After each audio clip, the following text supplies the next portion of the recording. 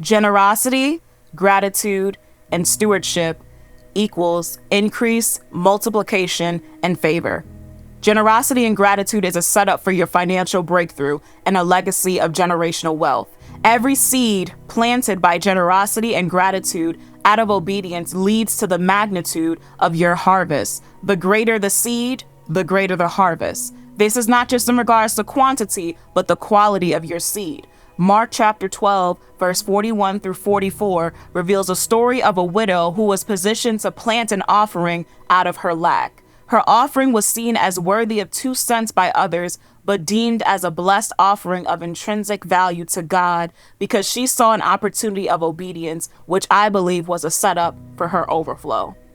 She sacrificed out of a place of limited supply and not surplus, which touched the heart of God. Opportunities of generosity and gratitude are not always comfortable or convenient, but they are sacrificial and strategic in showcasing your trust in God and commanding your harvest in God's due season for your life. Your harvest is dependent on your obedience and heart posture.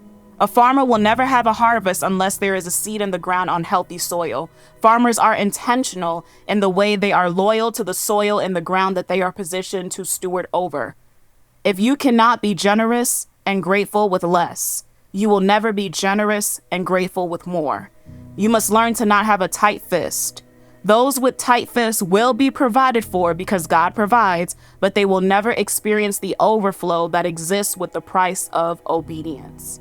There's a saying that says, closed mouths don't get fed. Speaking the scriptures over yourself will help you to align your heart with God's will for your life. Understanding that God is the source to every resource will help you to not operate in idolatry or create false expectations of God based on the urgency of your needs being met in your timing.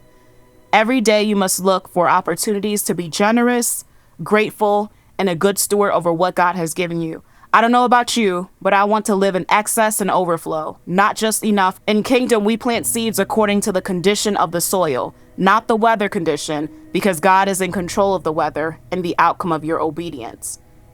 If Noah had refused to build the ark and acted according to the condition of the weather, his disobedience could have cost him his life, but his obedience gave him protection.